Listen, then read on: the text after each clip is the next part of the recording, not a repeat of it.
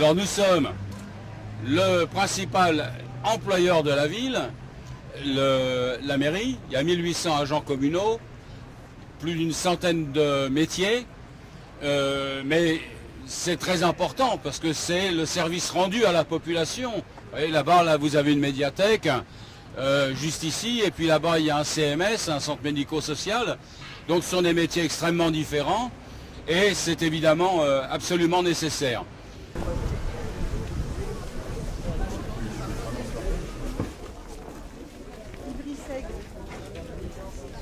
On a eu beaucoup de lois sur l'égalité professionnelle. La première loi sur l'égalité professionnelle en France, elle date de 1973. Bon. Et depuis, on a eu beaucoup. Et en fait, malgré ça, aujourd'hui, on a toujours, en moyenne, 25% de différence de salaire entre les hommes et les femmes à situation égale. Alors, avec le travail des chercheuses et chercheurs, effectivement, on a pu déconstruire ces inégalités d'où elles venaient, mais il reste ce qu'on appelle un noyau dur de discrimination, un trou noir de 10% qui s'explique simplement parce que les femmes sont femmes. Et donc, je pense que ça renvoie aussi à ce qu'on pourrait, enfin, ce qu'on appelle une certaine tolérance sociale à cette inégalité, comme si le schéma ancien sur le fait que dans un foyer, eh bien, c'est l'homme qui va gagner le pain et c'est la femme qui reste à la maison, eh bien, ce schéma imprégnait encore nos mentalités, nos consciences collectivement. Monsieur Doucouré va travailler pour une agence d'intérim qui travaille pour une société de démolition qui se trouve sur des chantiers Bouygues. Si vous n'avez pas réussi à suivre, c'est normal, c'est fait pour.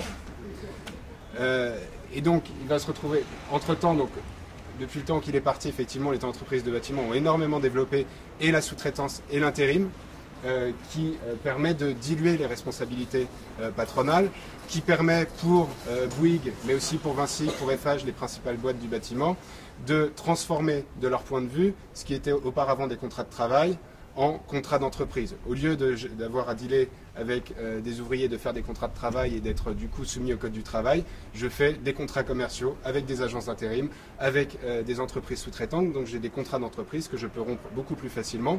Ça ne veut pas dire que les contrats de travail ont disparu, c'est qu'ils ont été reportés, c'est qu'ils ont été externalisés sur des entrepreneurs intermédiaires qui vont prendre à leur charge le fait de gérer cette main-d'œuvre, de gérer ces contrats de travail de manière beaucoup plus brutale et beaucoup plus illégale que ce que se permettraient ces grandes entreprises du bâtiment.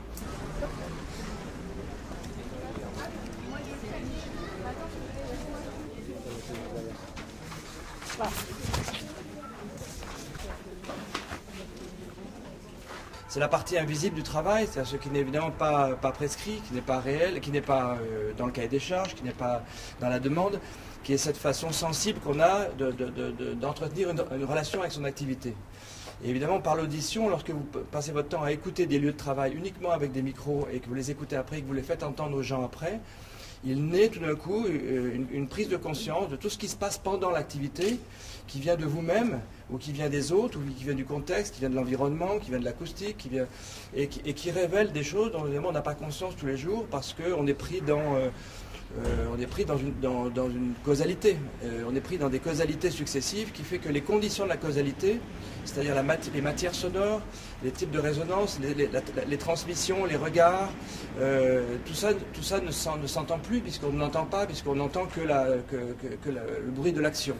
Et on n'entend pas ce qui sourd, qui n'est pas dans le bruit de l'action et qui est dans le bruit des êtres, hein, dans le bruit des gens.